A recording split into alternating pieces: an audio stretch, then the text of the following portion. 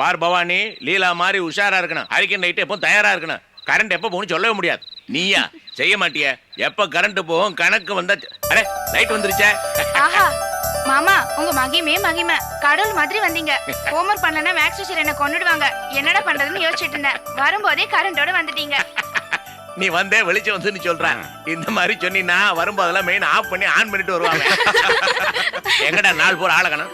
நான் மத்தியானத்துல இங்க தான் இருந்தேன். உங்களை தான் ஆளக்கானும். அதுவா, பக்கத்துல முத்துசாமி கவுண்டர் நிலத்தை கரை பண்ணி கொடுத்தோம்ல. ஆமா, அவர் கட்டடம் கட்ட போறாரா, பூசை கூப்பிட்டு போய் கோபாலனை பார்த்தேன். ரொம்ப குஷியில இருப்பாரு. நல்ல வழியை கரை பண்ணி கொடுத்துட்ட. ரொம்ப சந்தோஷப்பட்டாரு. ஆமா, ரிஷிகேஷ் போலான்னு கூப்பிட்டாரா, வரமாட்டேன்ட்டியலா? நிஜமாவாப்பா? ஆமா. ஏன்பா ரிஷிகேஷ் போக கொடுத்து வச்சிருக்கணும், ஏன்பா வேண்டான்ட்டீங்க? ஏமாமா கேக்குறாள்ல, பதில சொல்லுங்க. அதெல்லாம் இப்ப எதுக்குடா, போக பிடிக்கல விடு. உங்க அப்பாவுக்கு உங்களை எல்லாம் தனியா விட்டு போறமே, பாத்துக்காலேன்னு பயம். நல்ல கதையா இருக்கே. அப்புறம் நீங்க எதுக்கு இருக்கீங்களா? நீ தான் உன் புருஷனை மெச்சுக்கணும். ஆனா உங்க அப்பாவுக்கு அப்படி தோணலையே. டேய், என்ன நானும் பாத்துக்கிறேன், உங்க அப்பான்னு பேசிட்டே இருக்கிறேன். பின்ன மாமா, நீங்க ஊருக்கு போனா உங்க இடத்துல இருந்து பிள்ளையெல்லாம் பாத்துக்க மாட்டேன்னு நீங்களே முடிவு பண்ணிட்டியா? என்ன மூணாவது மட்டும் தானே வேத்தால தானே பாக்குறியா? ஏன்டா நீயே பேசிட்டு இருக்கிற? அப்படி எல்லாம் ஒண்ணும் சொல்லல. நீங்க சொல்றது உண்மைன்னா நீங்க அவர் கூட போயிட்டு வாங்க. நான் எப்படிடா போறது? நீ வேற மலேசியா போறது அது இதுன்னு சொல்லிட்டு இருக்கிற. இந்த சமயத்துல எப்படி போறது? ஆமா, போதோட தேவை நாளைக்கே தேவைன்னு உடனே கூப்பிட்டு அமைச்சிட போறாங்க. அதுக்கெல்லாம் நிறைய நாள் இருக்கு மாமா. டேய், அதுவும் தவிர லீலா நிச்சயதார்த்தம் இருக்குல்ல, மாப்பிள்ளை வீட்டுல முறுக்குனா என்ன பண்ணுவ? அதெல்லாம் ஒரு பிரச்சனையே இல்ல. வைக்கிறதையே கொஞ்சம் தள்ளி வச்சுக்கிறது, அதுல ஒண்ணும் தப்பு இல்ல மாமா. டேய், நீ புரியாம பேசு.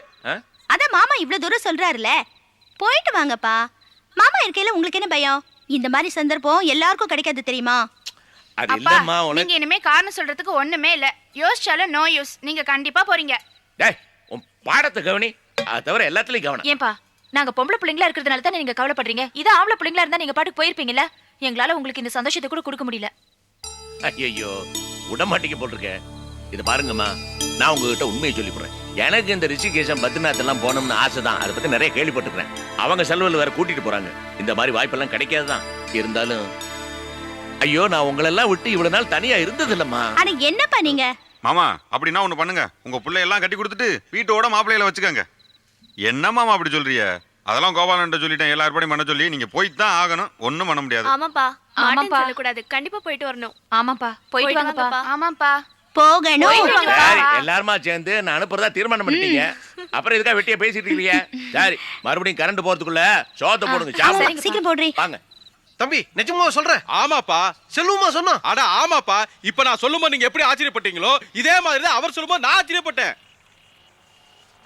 கூட பிறந்த தங்கச்சி வாழ்க்கை போனாலும் பரவாயில்லன்னு சொன்னானா